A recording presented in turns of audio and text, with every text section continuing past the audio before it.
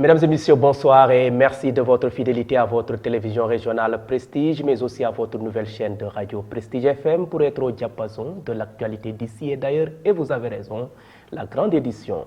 Au sommaire, après la démission annoncée dans le rang du Collège des femmes de l'APR, une frange de cette association a fait face à la presse pour apporter la réplique. Les jeunes de la coalition Benno Bokk Yakaar du département de Tivaouane affûtent leurs armes à 2 mois des joutes électorales du mois de février 2024. Les détails dans cette édition. Et puis le maire de la commune de Malicounda, Maguette Sène, a procédé au lancement du programme triennal de construction de routes sur l'axe Tahoum à Keur Maïssa et Mboulem à la ville de Mbour. Le suivi de l'actualité internationale et la page sportive mettront à terme à ce rendez-vous d'actualité. Merci de votre fidélité. Le développement, c'est dans une poignée de secondes.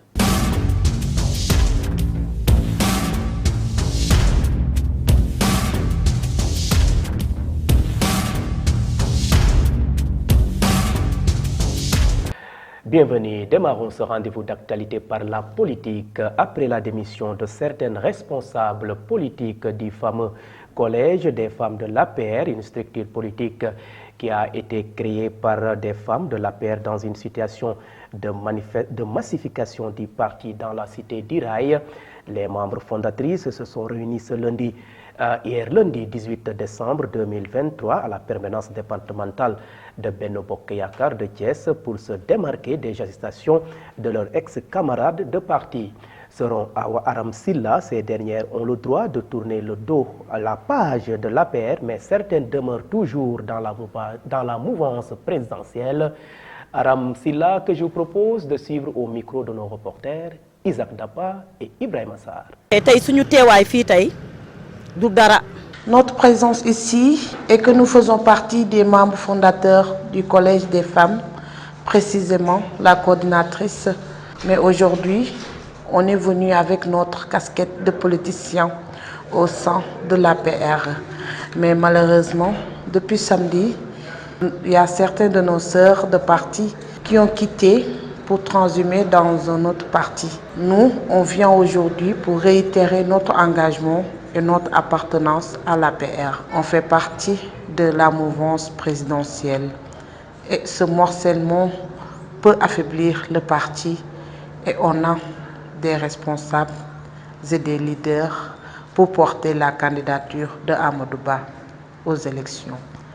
On ne dénigre personne et on remercie notre coordinatrice Adja Marème Diop Silla, quelqu'un de loyal, on ne peut rien lui reprocher. Donc notre choix c'est APR, c'est Amadou Ba notre candidat et on renouvelle encore une fois notre engagement pour Benno Bokk Yakaar. ñu ñëw taxaw leeralal suñu bopp dëggal suñu bopp ñu xam ne président de la République moo ñu ñor candidature Amadou Ba moom moo ñu ñor. Et parlons toujours politique dans cette édition et sous forme de brève. Les jeunes de la coalition Benno Bokk Yakaar du département de Tivaouane affûtent leurs armes à 2 mois des joutes électorales du mois de février 2024. Ils se sont rencontrés en début de semaine pour cogiter sur le thème qui est Amadou Ba et pourquoi lui. Ibrahima Niang, le coordonnateur des jeunes du parti APR de Tivaouane, appelle ses camarades de parti à plus d'engagement pour porter Amadou Ba à la tête de la magistrature suprême.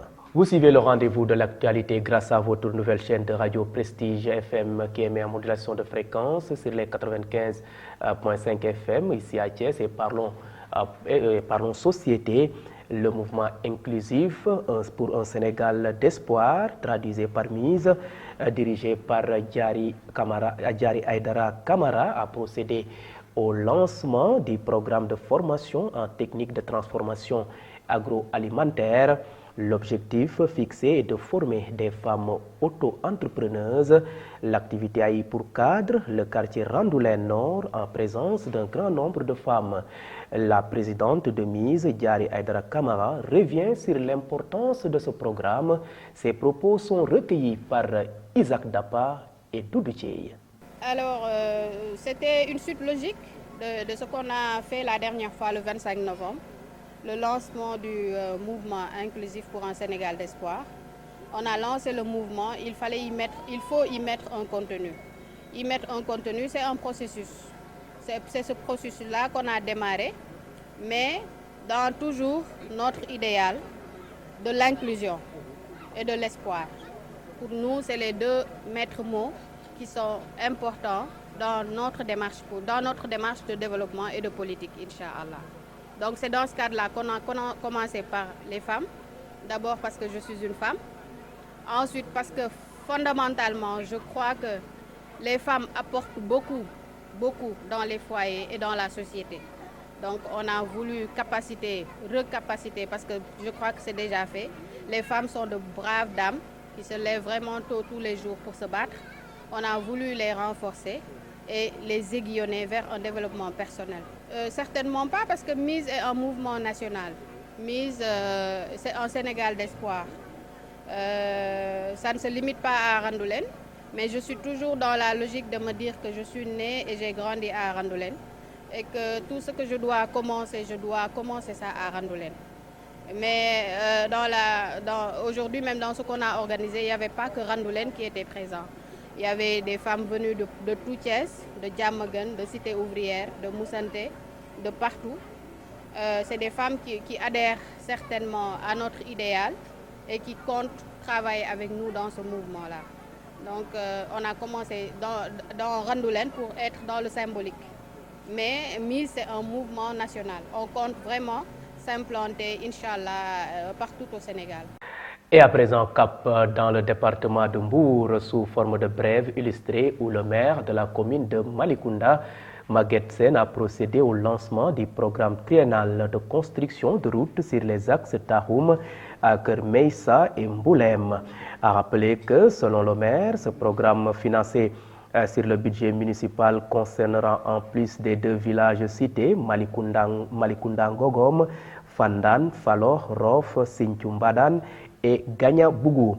L'ingénieur en charge des travaux, quant à lui, se dit déterminé à mener ce travail le plus rapidement possible, comme le veulent les autorités de la commune de Malicounda.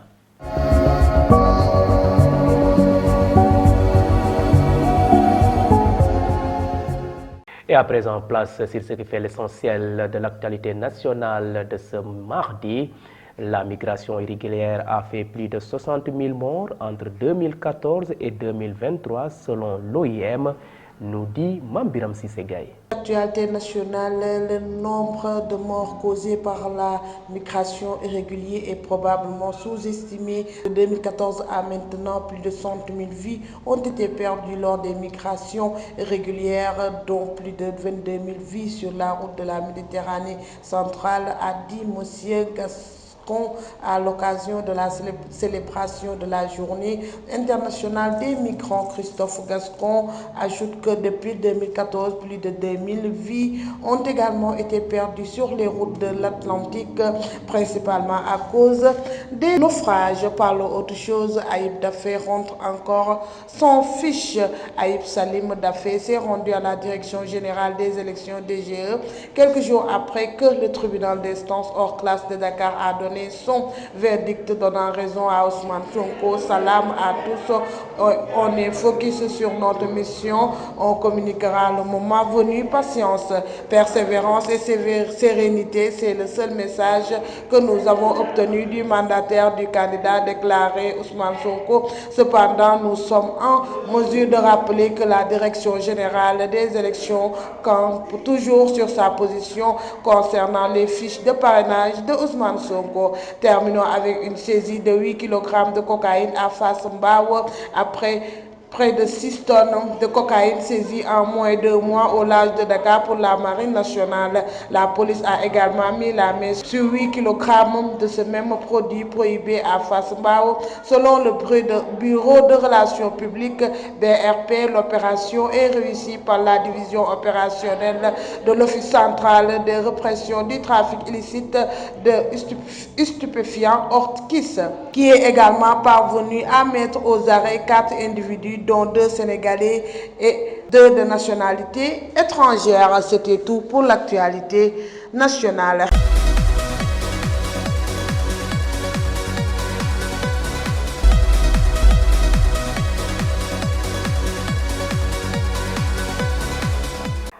Et sur l'international, au moins plus d'une centaine de morts ont été dénombrés en Chine après un séisme dans le nord-ouest du pays.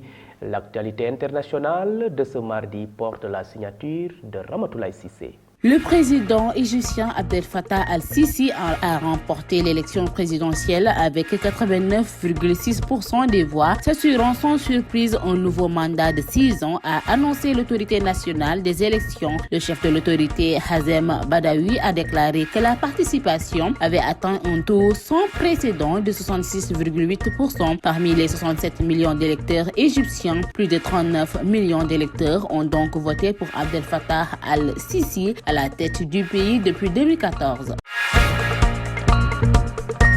Un séisme de magnitude 6,2 a frappé des régions montagneuses à la frontière entre les provinces du Qinghai et du Gansu dans le nord-ouest de la Chine dans la nuit de lundi à mardi. Un bilan provisoire fait état d'au moins 119 morts et des centaines de blessés. Le président chinois a donné des instructions ce mardi exigeant une mobilisation maximum des équipes de sauvetage et une réinstallation rapide des sinistrés.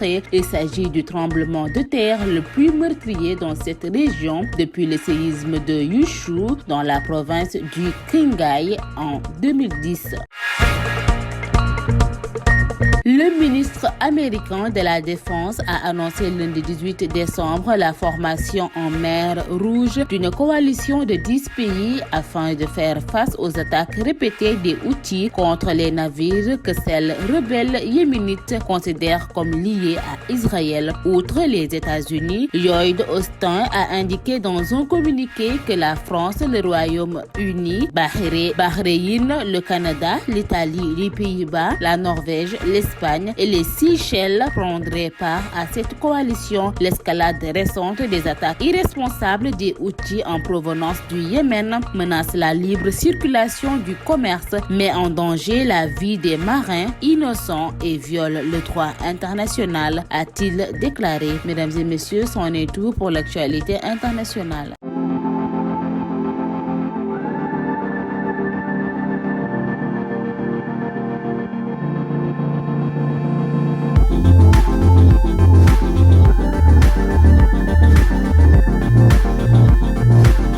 Et à présent, bouclons cette édition par une note sportive.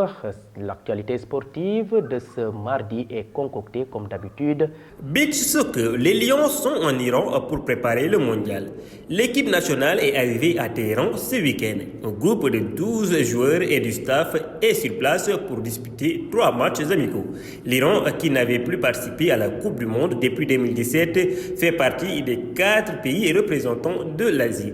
Il loge dans le groupe B. Pour le moment, l'Iran est le seul sparring partner du Sénégal qui compte faire mieux que Russie en 2021 où il s'était arrêté en demi-finale. À présent, nous parlons de rugby, tournoi de Bobo Dioulasso. L'ASFA s'incline en finale devant les Lions de Bobo.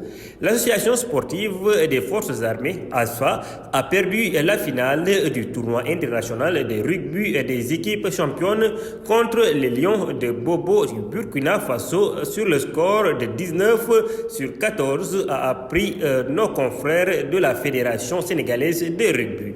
Le Sénégal mettra aux prises des clubs champions de rugby à 7 de l'espace CEDEAO. Il a pour objectif de faire la promotion et le développement du rugby dans la sous-région ouest africaine en particulier et sur le continent africain en général selon les organisateurs. Et pour terminer, tirage au sort 8e de finale de la Ligue des Champions. Le tirage au sort des 8e de finale de la Ligue des Champions 2023-2024 a été effectué. Voici les affiches des 8e de finale.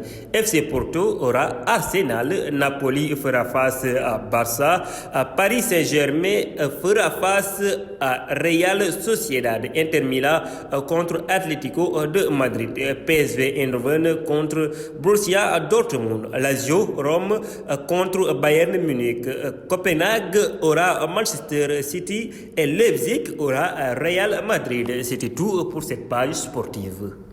Merci pour ces notes sportives. Mesdames et messieurs, c'en est tout. C'était le rendez-vous de l'actualité de ce mardi à 19 décembre 2023. Vous étiez très nombreux à nous suivre à l'étranger grâce au réseau IPTV. D'autres optent pour nos différentes plateformes, à savoir le site d'information www.prestigechess.com, les pages YouTube et Facebook Live de Prestige.